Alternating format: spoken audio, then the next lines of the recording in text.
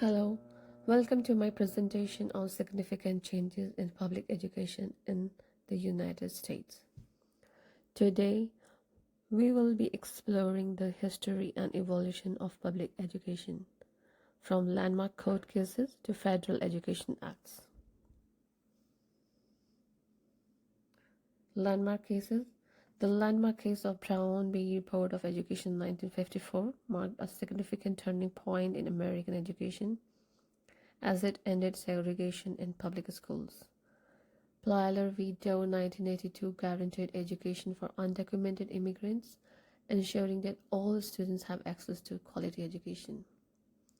Tinker v. Des Moines 1969 established students' freedom of speech rights, demonstrating the role of education in promoting civic engagement and participation.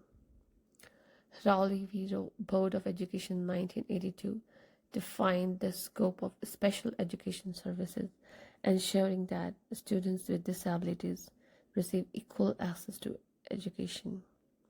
Law v. Nichols 1974 mandated language support services for English language learners, recognizing the importance of linguistic diversity in public education. Democracy in education. According to Davey 1969, education is a fundamental right that enables citizens to participate in democratic process. Civic engagement and participation are essential components of democratic education. As a student learn to critically think, problem solve, and communicate effectively. Diversity and immigration. The United States has a long history of immigration, and public education has played a critical role in supporting diverse student population. Inclusive curriculum and culturally responsive teaching are essential strategies for promoting diversity and equity in public education. Equity and equality.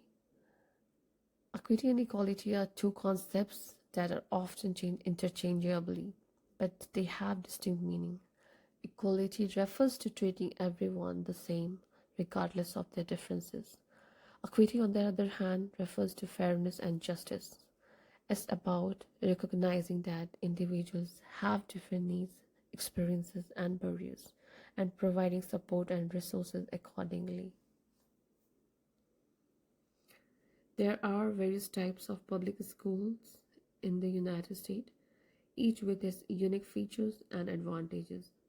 Traditional public schools are the most common type, but charter schools, magnet schools, and online schools are becoming increasingly popular. Federal Education Acts. The Elementary and Secondary Education Act of 1965 provided funding for disadvantaged students.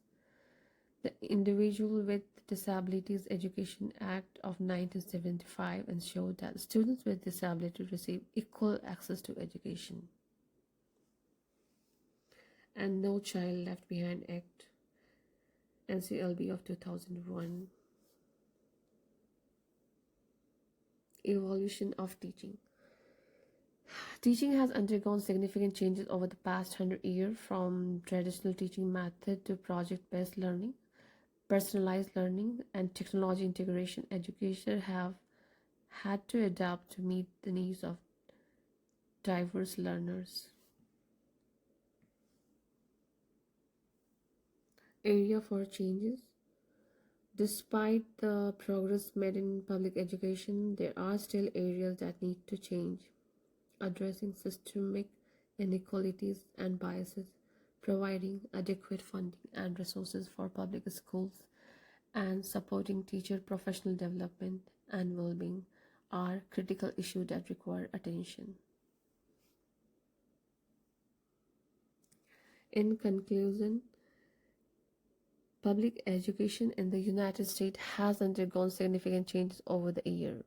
From landmark court cases to Federal Education Act, we have explored the key factors that have shaped our education system.